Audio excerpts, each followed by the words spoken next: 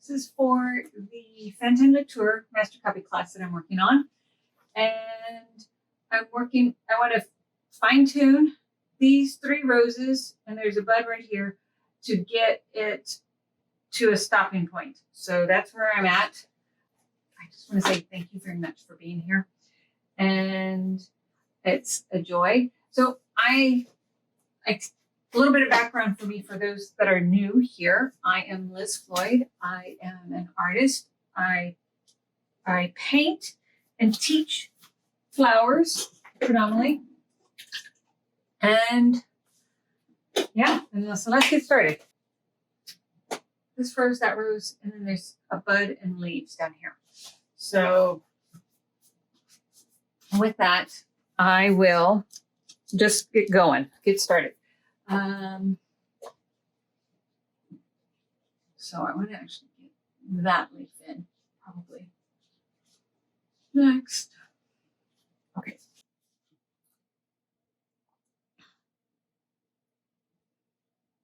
So I'm mixing a mixture of ultramarine blue, cad yellow deep, a little bit of viridian, and I'm going to add, I think, a little bit of burnt umber. So it makes it just a little bit deeper in value. I need to go a little bit lighter, so I'm going to add a little bit more cad yellow medium to my mixture. Okay, there we go.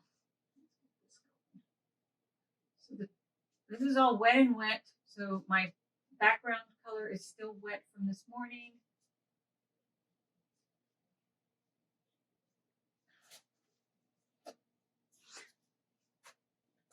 If anything, the thing I've learned the most from Fantin Latour copying so far is that he used little tiny brushes. And I might need to go a little bit darker. It's probably a good spot, good place to start. He would practice and play with a variety of edge quality. Fantin Latour used very small brushes. He painted wet and wet, while at the same time in a very direct manner. However, he was an excellent draftsman, and his ability, his mastery of oil painting was bar none in so many ways. It's been fascinating digging deep and looking into his work. Okay, I'm making a mixture of green with yellow ochre, cad yellow medium, and cobalt blue.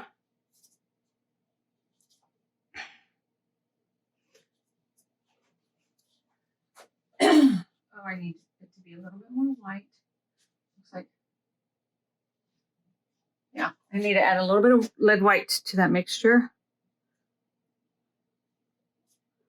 And I'm going to add just a bit of an orange that I mixed previously.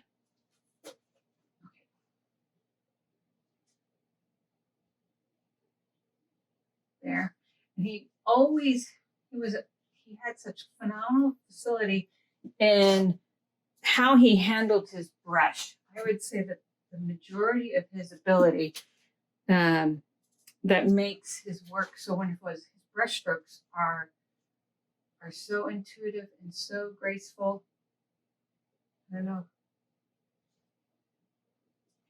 And when you're doing a master copy, you strive for that grace. You attempt it. But if you can't make it, you do not beat yourself up for it. You identify it that this is a learning exercise. And if anything, it's made you aware, which I think awareness, increasing your awareness is half the battle. Whoa, what happened there? So it's half the battle. So I don't know what's going on. There we go.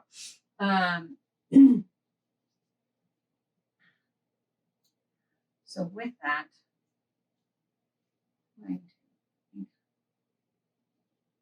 the background is still very wet. Might need to go a little bit brighter green.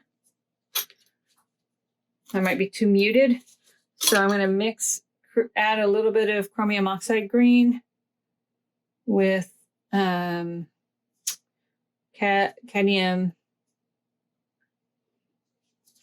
yellow deep.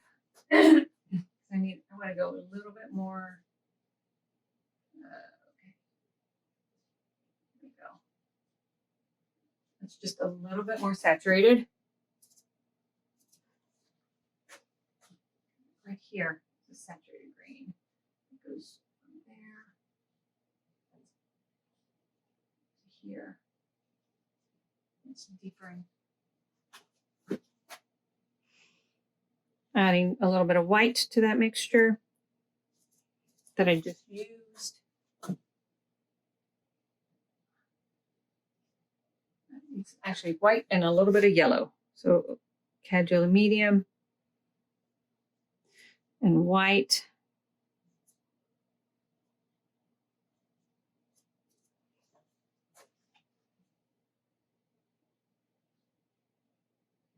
There we go.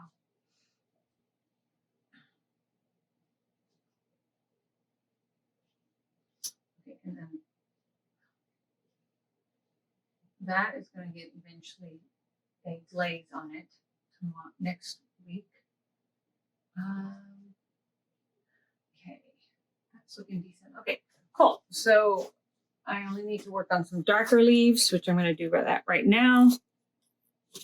So I'm making a mixture of Viridian, ultramarine blue with Viridian, and burnt umber. And so what that does is ultramarine blue and Viridian make for a very saturated color. And I need a more earthy tone, but I need it to be more bluish. And I need it to be kind of a dark value. So I'm going to use that. I actually might even need to go darker, but I think this is a good start.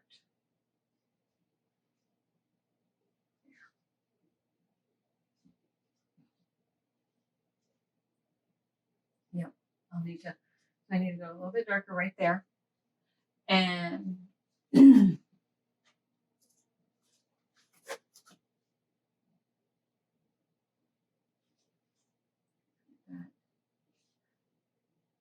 edge in. Down like that. And I'll have to fix that edge right there. I will. I need to blend those two together a little bit more. And this needs to be just a little bit. There we go. Something going on. I need to put the bud in first before I do more. So I'm making a mixture that's just a little bit darker green, that's got more ultramarine blue and burnt umber to it, because ultramarine blue and burnt umber make also a really great black. So there.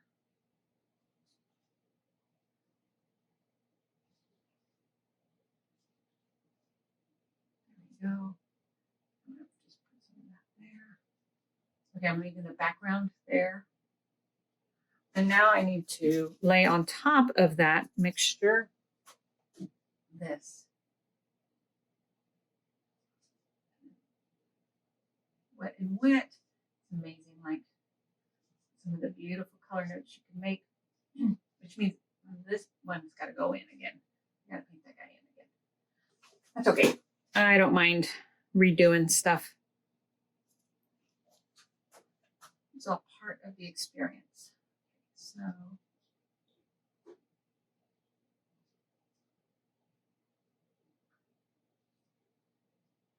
needs to be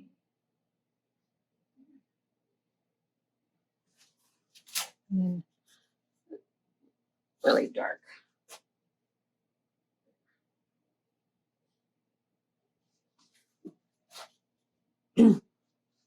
I squint my eyes. Okay, so this area right here needs to be a little bit more mid-tone.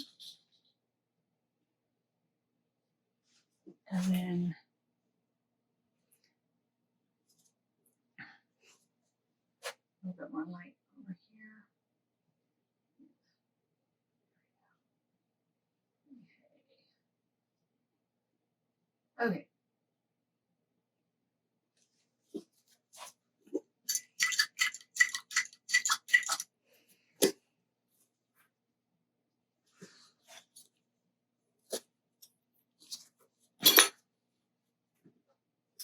Okay, so with that, okay, I'm gonna get that butt in, and then I have to go in and refine this rose and that rose. Those are the ones that are killing me right now. And I was a little slow to get started today, actually. I'm gonna get this guy in right here too.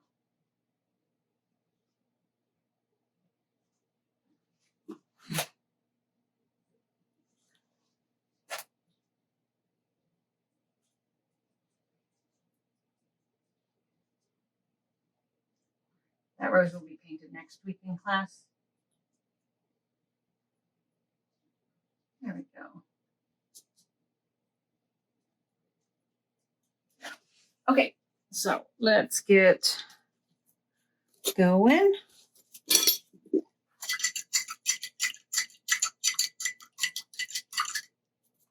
More levels of refinement, but as a whole, I'm in good shape. So what do I need to do? What do I want to do? It's always a balance between need and want. Just a little bit.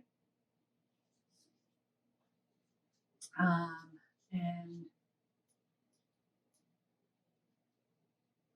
here we go. So I want to, I'm looking at my values. What am I noticing? Noticing this shape right here is a little bit off. So I'm going to fix that. Get that in just a little bit better. Off. Fiddle with that a bit.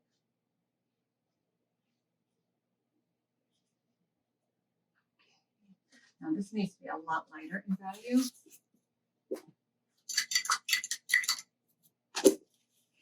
So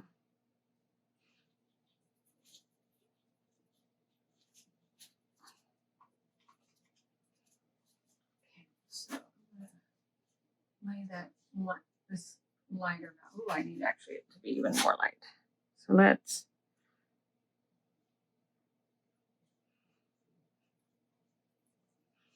And I'm going to put a smidge of Naples yellow into this very, very light mixture. So that way it shifts my color just slightly warmer in the pale, pale pink. Because as pink gets more and more closer to white, more of a pink cools down quite a bit. And I want to warm it up so that will actually also visually bring it forward. Really thick brush stroke there. My paint brush is really loaded. Okay, so I'm going to work on this white petal right here. Get that guy in. So when you're doing a master copy,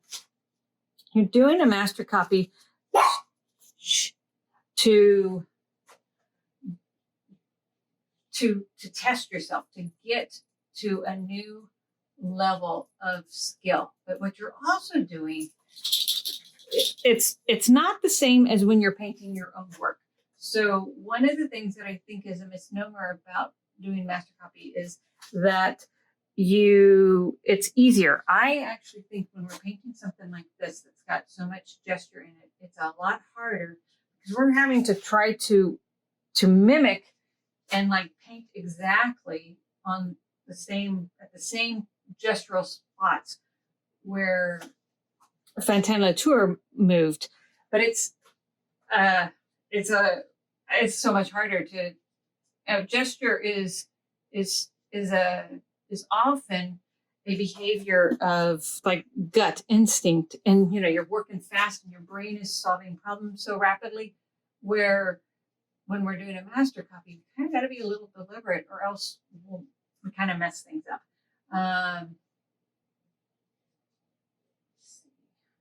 Okay, my brush has gotten way too much paint on. See how I picked up paint? That side does have paint. It's clean, so I might be able to still get away with. Nope, I can't. Okay, so with that, I clean my brush off, and I need to. Okay, I want to soften that just a bit. There's definitely more stuff going on, but there's a couple of spots that are really saturated in color. So I'm going to put just a couple of saturated color notes down. But then I'm going to actually move on to the next flower. And I'm going to like I'm squinting my eyes. I'm thinking, okay, it's decent. It's close to what it needs to be. I've learned what I've sought to do. So like when you're doing a master copy too, you're not striving to well, it depends on, I guess, like if you've been hired to make a master copy, then you're being hired to make that as close as possible to the original. But if you are doing a master copy like I am right now, for the experience and the knowledge, you can you can decide when you've learned what you're set out to learn. And when you've hit that point, there's no harm to going okay, I've learned what I want. Now I'm moving on. I'm getting pretty close to where I need to be on this rose. Yeah. In there is just a smidge lighter. So wet and wet to get that in there, because there was some brown, but there was also some of my base down there too. Okay.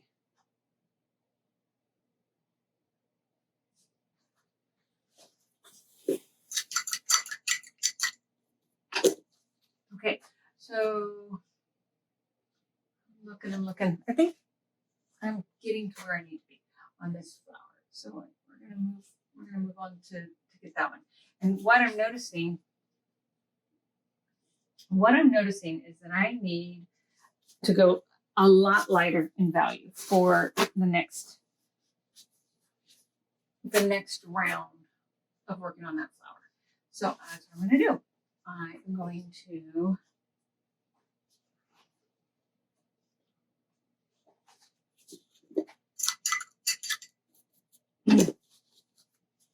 to go a lot lighter in value.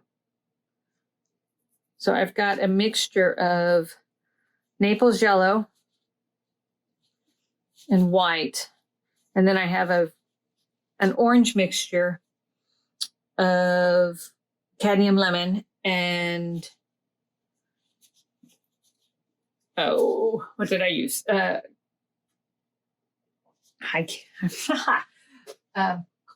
Cadmium scarlet, and I'm mixing with extra white those two colors together. So it's going significantly lighter in value. But just like I said earlier, pinks tend to cool down as they get lighter in value. So, and I don't want that. So I added a little bit more of a yellow mixture. Oh my gosh, that's so pretty. And that is that mixture that I just did. Whoa, so pretty. Okay.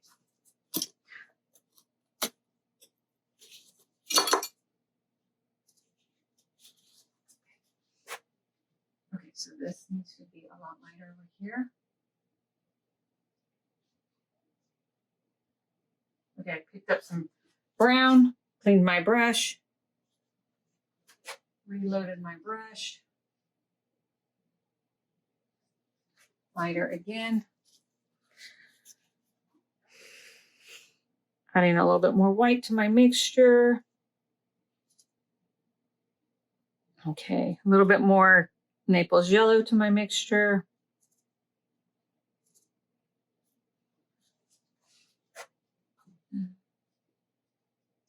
When you are painting, you got to remember that your lightest lights are never a pure white. So when you think about your value spectrum, the value gradient that you have in your painting is always going to be a little bit darker than the lightest that your white can get. And then your darks also have always just a little bit of color in them, which means that they will always have just a smidge of, they will not be as light in value, or as dark in value as what your pigments can give you either. So when you're painting and your values are, and you're thinking about your value, your value gradient across your picture plane, you always want to be thinking about the whole painting, and then like, where are you putting in your lightest lights? Where are you putting in your darkest darks? And know that what you're going to end up with ultimately is going to be slightly darker than the lightest light of what your white can give you. And it will also be slightly lighter than your darkest dark pigment can give you as well. Though I got to admit that with oil paints, it's a lot easier to go dark than it is to go super light, because your highlights always have a little bit of color in them. And so if you're correctly painting a highlight, a spectral highlight with a dab of color in them, your lights are always going to be slightly darker. There we go. Okay.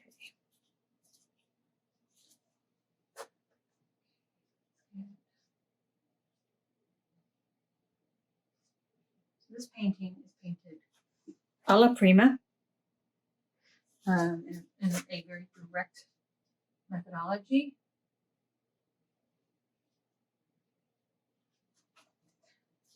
Fantin Latour was a fantastic craftsman, in that he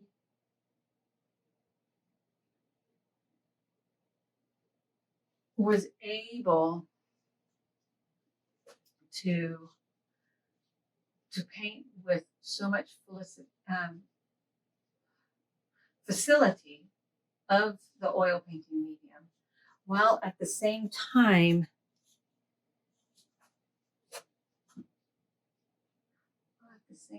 oops, that needs to be more yellow. Okay. So it's also just not value, guys. You always have to be thinking about also what color needs to be there too. So I'm using my Naples yellow mixture. It had a smidge of yellow ochre originally, but I've added so much more yellow Naples yellow to it. I think the yellow ochre has almost been lost.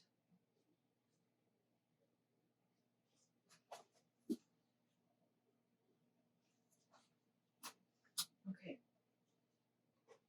almost there. Right here. Oops, no, that needs to be more white, or the previous color I was using. There's more yellow there. And this is a very complex color shape right there.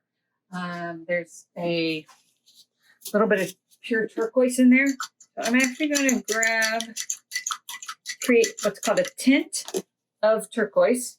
And the tint is essentially just a color, one color mixed with white. And I'm going to create a pale tint of turquoise.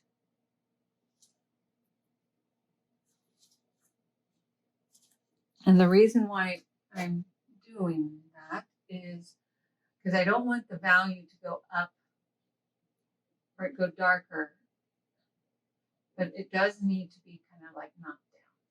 That's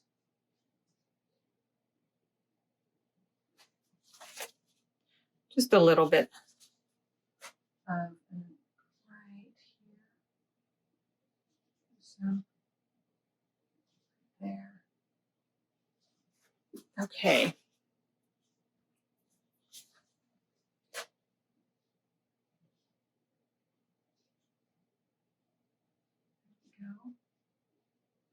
Okay. Squint my eyes at my subject matter and look at where I need to, like, where do I need to deepen the value? Where do I need to reduce the value?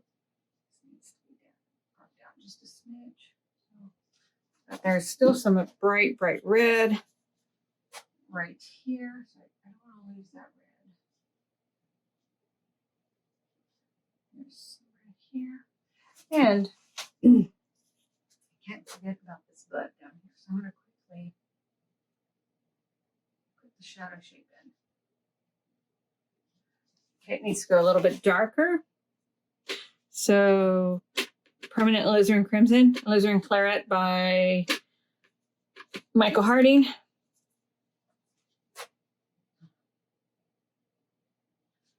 And Ultramarine Blue right there. There's a shadow shape right there. Okay. And then, let's see, got a nice pink.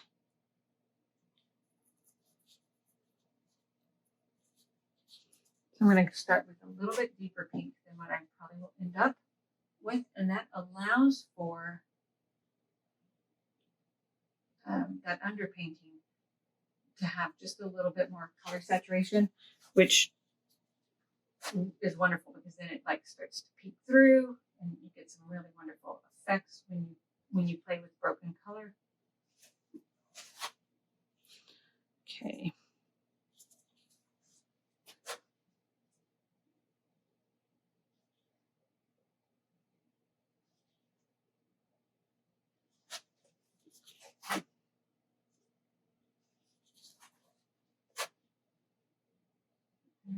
Okay, it's gonna have to go a little bit lighter.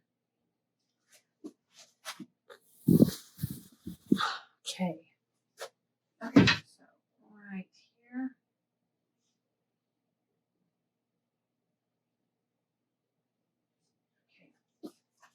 Okay, so with, let's see, needs to be softer. Maybe soften that.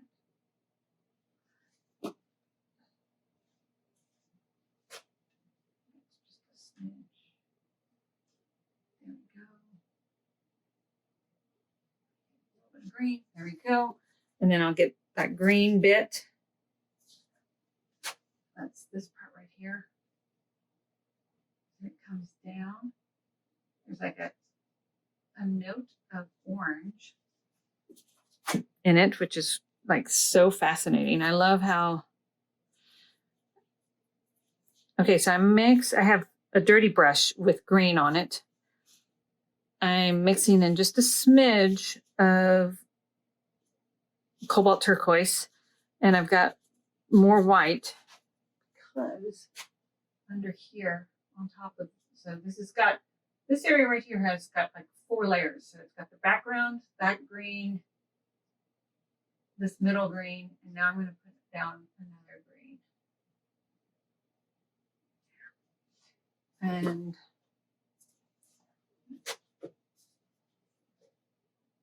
create another green there. And then I'll have to get the orange in too. And then there's the other on this side.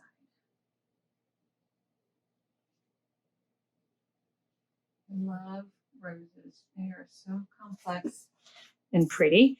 And if you are curious, this is for my Fantin Latour class, which is being taught live right now. And so it's not open for enrollment. However, in December, it will be open for self-learning. So you can take the class independent on your own. And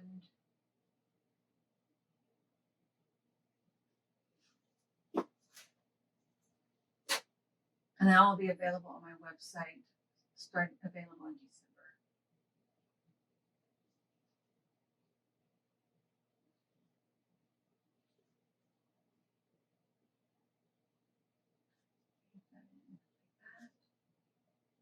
Okay. Okay, so still got lots filled up. What am I doing? So I squint my eyes and I look at the shapes that I have available to me.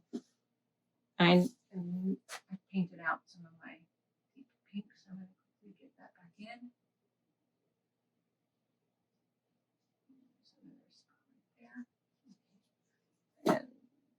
There's another spot right here. And this used to Y, but not anymore. So I'm going to put that Y back in. There. Okay, so, and then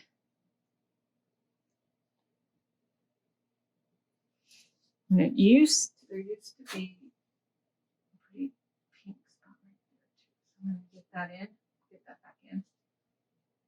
Sure, right there. Cool. Okay.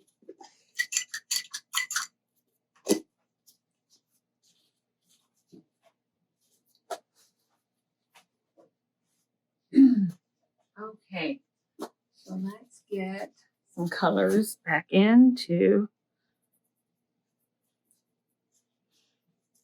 So I'm reusing some of my peachy colors.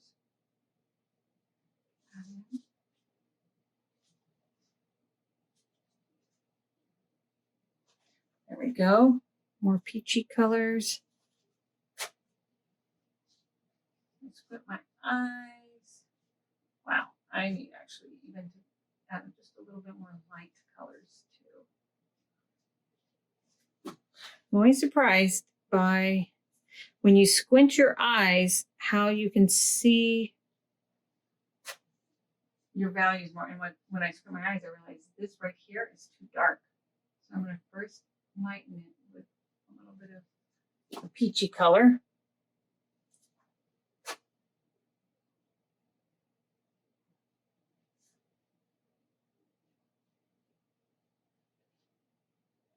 There we go. And then I'm going to establish this is a bigger stroke. There we go. And see, oops, I picked up some green, some white, lead white that had some green on it. Don't want that.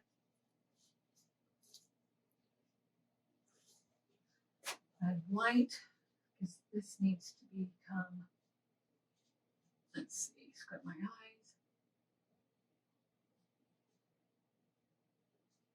Squint my eyes. Making sure I'm getting my values right.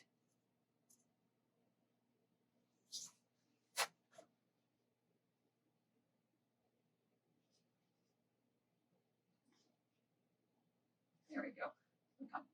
Okay, so both sides of my brush just got really dirty.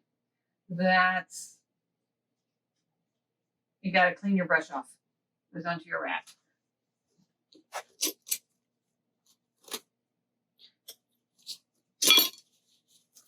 You cannot keep painting when your brush gets messed up like that.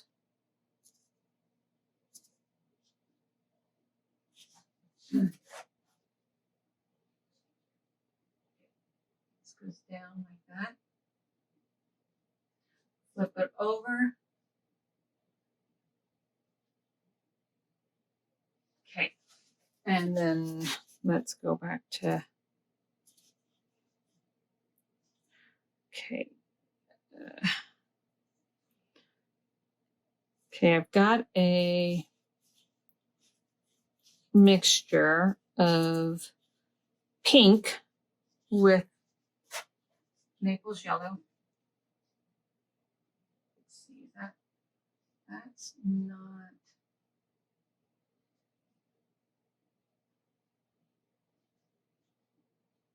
Go.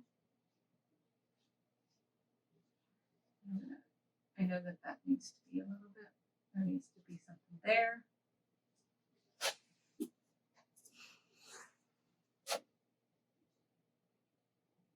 Okay, and I'm sure I'm missing things or whatever, but I'm getting, okay, I need to go lighter in value again.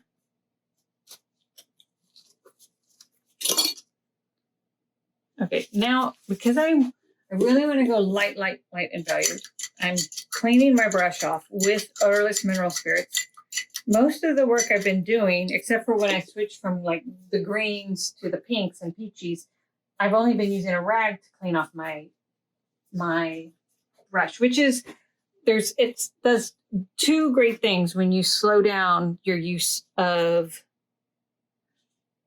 odorless mineral spirits. One is you don't use up as much odorless mineral spirits, but two, it's also kinder to your lungs because odorless mineral spirits do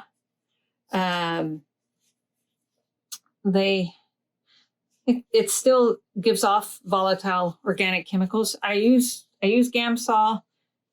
I love how it works, but it's not good for your lungs and air quality. So I always keep a lid on my odorless mineral spirits. And I try to be kind to my lungs. I do have some pretty bad asthma. And if I want to keep painting, I need to be kind to my lungs. Okay, so with that means that I do minimize how often I use my odorless mineral spirits to clean if I can. But I also do not like the idea, and I've tried it, being solvent free and using, say, only oil. As I don't like that at all. I don't like the effects you get from the paint, and I don't like water soluble oil paints for myself. I have several students that love them, and they do some pretty amazing things with them, but it's not for me. Okay. Almost. So this is a very, very, very pale tint of cad lemon and quinacridone rose.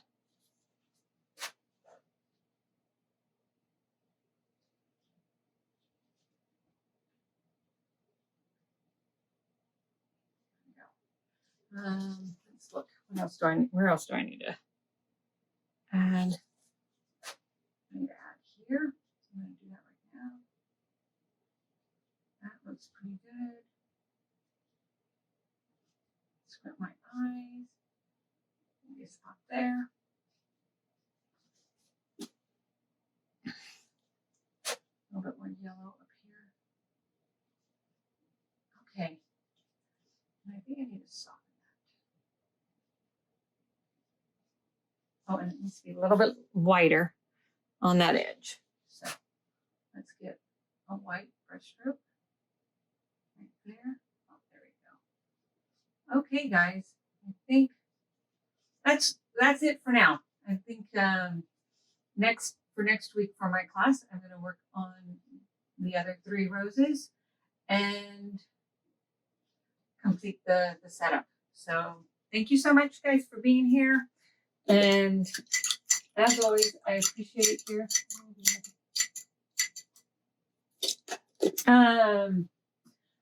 Rita, I don't know if you are able to get the same effect. And one of the reasons why is because the Fantin Latour actually uses quite a bit of oil in his paint pigment. So this isn't just a standard direct painting straight from the tube. We've added and augmented our paint mixtures with just a smudge of refined linseed